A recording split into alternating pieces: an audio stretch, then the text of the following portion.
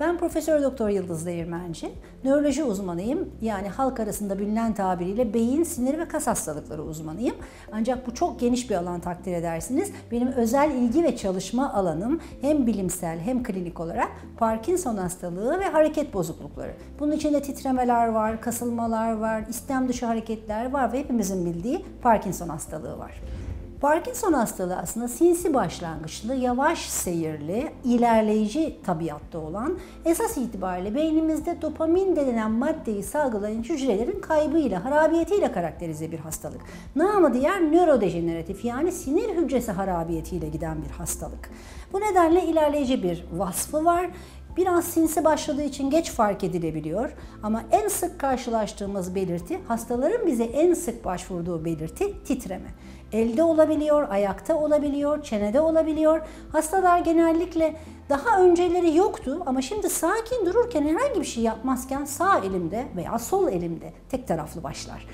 Titremeler başladı diyerek geliyorlar. Biraz muayene ettiğimizde görüyoruz ki bu titreme gerçekten sakinken, dinlenim halindeyken ortaya çıkıyor. Çay içerken, tepsi taşırken veyahut da günlük işlerini yaparken, yani hareket halindeyken rahatlıyor. Bu gibi durumda gerçekten Parkinson hastalığı olabilir mi diye hastalarımızı ele alıyoruz. Tabii ki tek başına titreme yeterli değil. Bizi izleyenler umutsuzluğa kapılmasınlar çünkü hemen herkeste her yaşta titreme olabilir, biliyorsunuz. Heyecanlandığımız durumlardan tutun da Guatr dediğimiz hastalıklara kadar uzayabilen bir marj bu.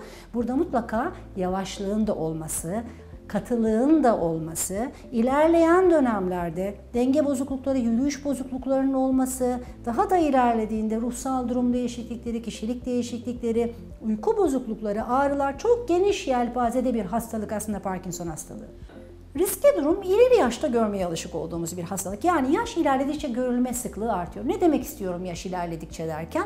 Genellikle 60'lı yaşlar ve üzerinde görmeye alışkınız biz bu hastalığı. Ancak asla genelleme yapamayız. Mutlaka 50 yaşın altında gördüğümüz, hatta 20 yaşın altında gördüğümüz Parkinson hastaları da var. Ancak en temelde ileri yaş bir risk faktörüdür diyebiliriz. Sporadik deriz biz, yani birçok faktörden etkilenir. Ancak daha genç yaşlarda başlamış, ailesinde sorguladığınız zaman dedesinde, amcasında, dayısında Parkinson hastalığı öyküsü olan bu genç kişilerde mutlaka ve mutlaka aile öyküsünden yola çıkarak genetik bir geçiş olup olmadığını anlamak gerekir. Buna yönelik tetkikler yapmak gerekir. Parkinson hastalığının en sık rastladığımız belirtisi titreme.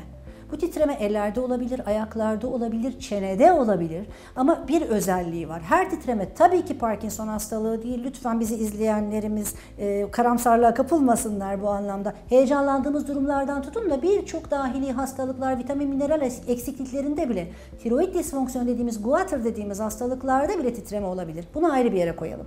Parkinson hastalığının titremesi sakinken, dinlenim halinde ortaya çıkan, genellikle tek taraflı başlayan, ne demek istiyorum? Örneğin sağ elinde titreme. Yakınları veya hastalarımız bize bu şekilde gelirler.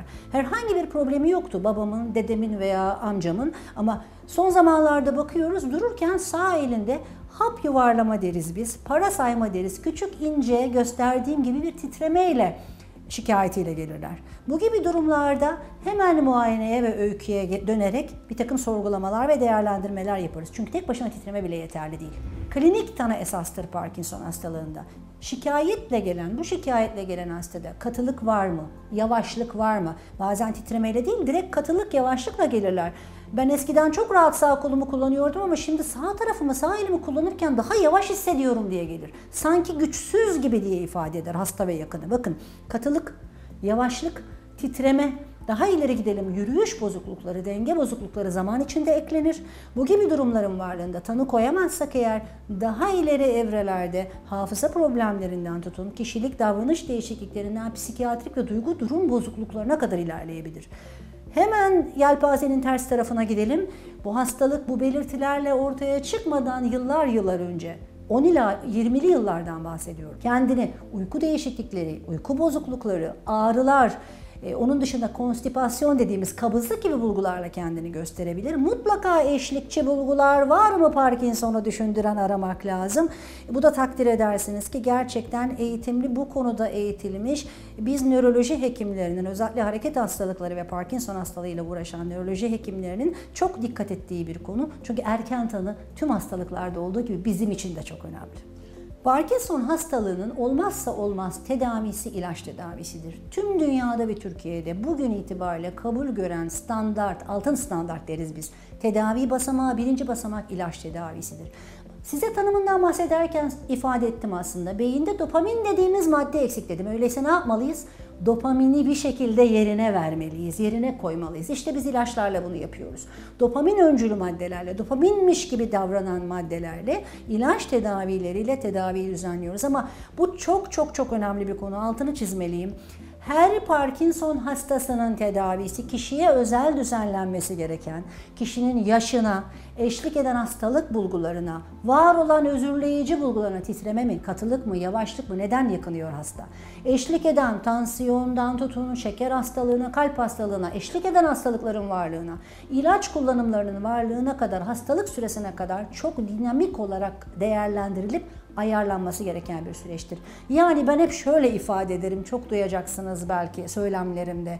70 yaşındaki Fatma Hanım'ın Parkinson hastalığı tedavisiyle 70 yaşındaki Ahmet Bey'in Parkinson hastalığı tedavisi asla aynı olmayacaktır. Parkinson hastalığının tedavisi hekimin, hastanın ve hasta yakınının kol kola ilerlemesini gerektiren, sıkı ilişkiler içinde olmasını gerektiren bir tedavi şekli.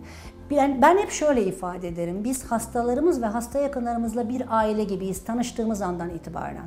Hepsinde bana ulaşabilecekleri iletişim numaram vardır. 7/24 her zaman ulaşabilmeliler.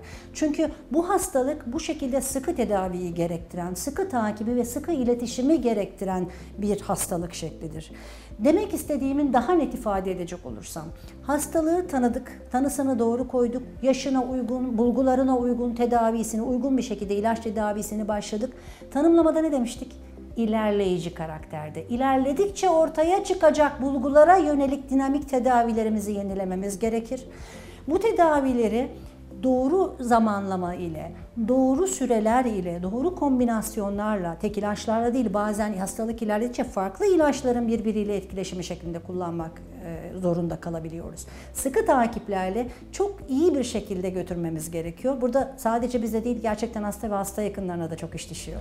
Doğru tanı koyduk, doğru tedaviyi uyguladık, uzun süre devam ettik. İlk 5 yıla biz balayı evresi deriz. Yani doğru tanıyla, doğru tedaviyle hastalarımız bütün bulgularından arınmış bir şekilde çok rahat normal hayatlarını sürdürebilirler. Ama hastalık ilerledikçe, süreç devam ettiği için bir zaman sonra ağızdan alınan ilaç tedavileri yetersiz cevap vermeye başlar. Önceki iyilik halini tam sağlamamaya başlar. İşte bu durumda umutsuz değiliz. Kullandığımız alternatif tedavi yöntemlerimiz var. Bunlara biz cihaz destekli tedaviler diyoruz. İçinde beyin pili var, pompa tedavisi dediğimiz cilt altından veya bağırsaktan verdiğimiz infüzyon tedavileri var.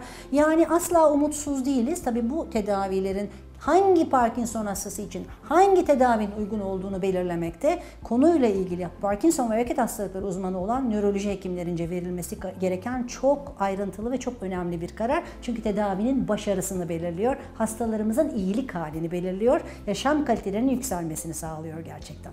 Parkinson hastalığının tedavisinde başarıyı belirleyen en önemli unsur tabii olmazsa olmaz doğru tanı konulması, doğru tedavi başlanması, sıkı takiplerle devam edilmesi ve hastalık bulgularına uygun tedavinin dinamik olarak düzenlenmesi, ama bir o kadar da önemli olan hekimin hasta ve hasta yakınlarıyla çok iyi iletişim halinde olması gerekiyor. Çok sıkı ilişki içinde olması gerekiyor. Hasta ve hasta yakını korkmadan bizlere ulaşabilmeli. Ki her aşamalarında, her adımlarında yanlarında olabilirim. İnanın bana, Parkinson hastalığı tedavisinde benim klinik pratiğimde ve tecrübemde başarımı belirleyen en önemli unsurlardan bir tanesi de bu. Hep söylüyorum, biz çok büyük bir aileyiz diye, bu cümlenin altını dolu dolu söylüyorum. Gerçekten öyle. Çünkü böyle olduğu vakit her durumda müdahale etme şansınız olabiliyor ve hastalarımızın iyilik halinin devamını sağlayabiliyoruz. Hiç umutsuzluğa kapılmayalım. Evet, tamamen ortadan kaldıran bir tedavi şu an itibariyle dünyada ve Türkiye'de yok, ama sevinerek naçizane söylemek isterim ki bu konuyla ilgili araştırma yapan bilimsel grupların içinde de yer alma fırsatı bulduğum için, Avrupa Akademi Nöroloji bünyesinde de eğitici görev aldığım için rahatlıkla söyleyebilirim ki bizi izleyen hastalarımız lütfen umutsuzluğa kapılmasınlar. Hastalığı yok etmeye yönelik çalışmalar her geçen gün artarak devam ediyor. Umarım 1-2 yıl sonra, 5 yıl sonra, 10 yıl sonra ne kadar süremiz varsa bir gün bunları konuşmak üzere buluşuruz. Hastalarımıza, hasta yakınlarımıza benim hep tabirimle bizim büyük Parkinson ailemize çok önemli bir mesaj vermek istiyorum. Benim için bugün en önemli mesajı bu. Asla umutsuzluğa kapılmasınlar. Bizim sloganımız hep şu olmuştur. Parkinson asla son değildir. Çünkü bugünkü tedavilerle hali hazırda bütün bulgularımızı yok edebilerek, hayatın içinde aktif kalmalarını sağlayarak, egzersizlerini yapmalarını, dans etmelerini, okumalarını, sosyalleşmelerini salık vererek, iyi beslenmelerini, iyi uyumalarını, kendilerine iyi bakmalarını salık vererek ileriki zamanlara sağlıkla, afiyetle çıkmalarını hedefliyoruz. Dolayısıyla asla hayattan kopmasınlar. En ufak bir sıkıntıda hekimlerine ulaşmaktan çekinmesinler. Yeni hastalığa tutulmuş olanlar, yeni tanı almış hastalarımız asla umutsuzluğa kapılmasın. Çok güzel bir evredeler, hızlı bir şekilde tedavileri başladığında tamamen normal şekilde hayatlarını sürdürebilirler ve önlerinde çok uzun bir zaman var. Yeter ki konuyla ilgilenen hekimlerine, ilgili hekimlere ulaşmaktan asla çekinmesinler ve bir aile olduğumuzu unutmasınlar. Hepsini çok seviyoruz. Buradan bu mesajı vermek istiyorum.